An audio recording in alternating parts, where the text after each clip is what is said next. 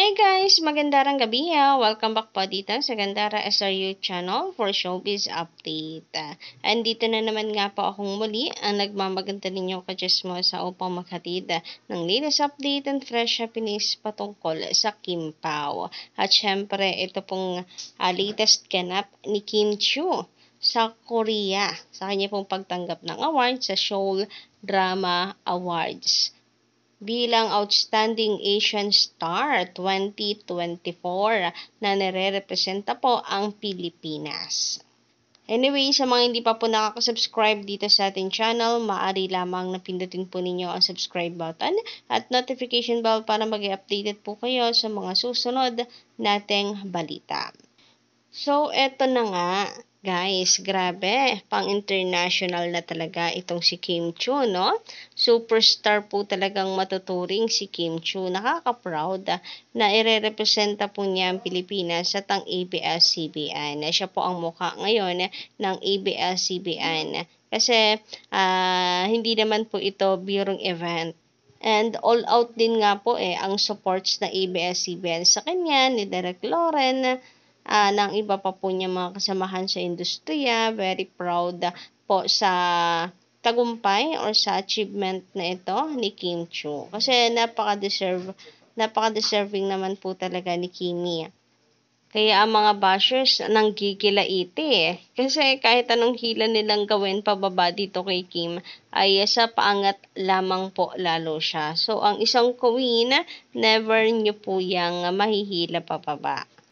Sabi nga po dito ni Emma, maganda rin gabi, mga superstar kasi sina Kim at Pao, kaya pinag-uusapan lagi. Yung mga bashers kasi may ibang gustong pag-usapan. Kaso hindi na pag-uusapan. Kahit anong paninira sa hitik na bungang Kim Pao, ayun, dadma lang. You cannot put a good person down. Kim Pao will always be on top. And the best example na nga po itong nangyayari ngayon. Si Kim, mayroon po kasalukuyan na tumanggap ng award sa Seoul, Korea. And then ang Kim Pao, nalalapit na po ang kanilang proyekto, ang kanilang pong movie na masakit sa mataan ng mga bashers. Plus si Paulo din, balita ko parang meron po siyang upcoming solo project. Pero malaman pa po natin yan. Pero yung mga ganyang balita, napaka-positive lamang po. Isa sa patunayan na hindi nila mahihila pababa ang Kim Pao. Kasi napakabubuting tao, kaya patuloy pong binibless. At hindi rin naman po kasi dahil sa mga fans, kundi dahil napakahuhusay naman po talagang aktor at actress.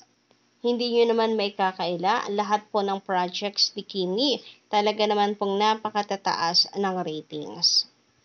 Samantala, sabi naman dito ni Julita, ito mga bashers ingkitero at ingkitera kay Kim or kay Queen Kim Chu at kay Pao. Hindi pa nagpa-flop ang kanilang movie. Inaabangan ito ng milyon-milyon na mga supporters. Ang kay Akla X ang flop. Sunod-sunod. Kaya nga nagmamakawa kay Kim or kay Queen Kim Chu na magkabalikan sila. Kaya lang matalino si Queen Kim Chu. Hindi nagbibigay ng second chance na sa ex na user cheater pa. Higit sa lahat, laos, big no sa ex na Akla. Masyadong maputak. Ngayon, pati kinakasama niyang damatan ba yun? Sinisiraan, nababasa sa FB.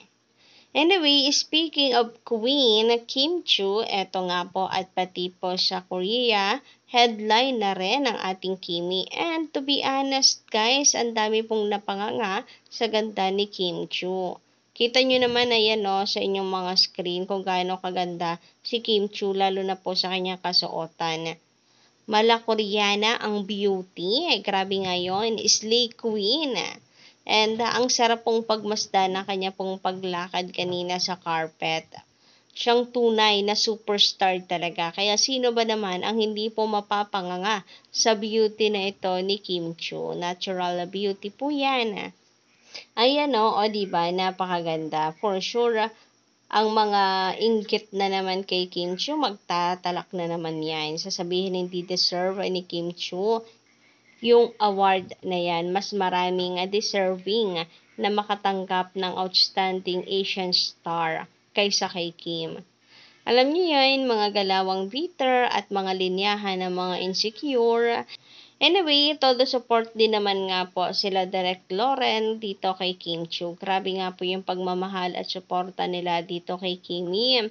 So, isa rin nga po si Direk Lauren sa pinasalamatan ni Kimi sa kanya pong speech, ang kanya pong mga fans. Subalit, kanina po no, habang sa kanya pong speech, hindi po napigilan ng ibang fans na maluha rin. Dahil si Kim ay maluha-luha na nga po kanina. Actually, hindi nga po niya napigilan yung kanyang sarili na maiyak sa kanya pong speech sapagkat kasama po sa kanyang pinasalamatan ang kanyang mentor na si Sir Teo. And lastly, I want to dedicate this honor to the person who is no longer with us, my boss, my mentor, and a dear friend, Sir Teo. So, hindi po niya napigilan ang kanya pong pagluha. Talagang naiyak po siya kanina habang pinapasalamatan po si Sir Teo.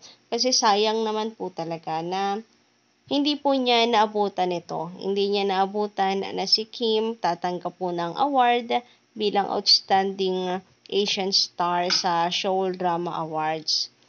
Grabe, napakabuting ano po talaga ni Kim, alaga.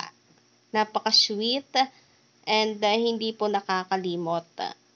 Kaya nga po, mahal na mahal po siya ng kanyang mga fans. This is one of the reasons kung bakit talagang yung support po ng mga fans kay Kim ay all out. Dahil sabi nga nila ay hindi po sila nagkamali ng taong iniidolo. So, paanong hindi mo nga naman mamahalin ang isang Kim Chiu? Bukod po sa napakahusay na actress, ay talaga naman pong napakabuting tao. Wala man pong pinag-aralan kagaya ng sinasabi ng mga bashers. Yan po laging pinupukol sa kanya na hindi po nakapagtapos ng pag-aaral. Pero daig naman po niya ang mga nakapagtapos. Bukod po sa may manner, ay malayo na po ang narating sa buhay. Pinagpapala po siya ng nasa taas kasi mabuti siyang tao. So, yun lang po muna guys ang ating update sa gabing ito. Maraming salamat sa pakikinig. And don't forget to click the subscribe button and notification bell for more updates.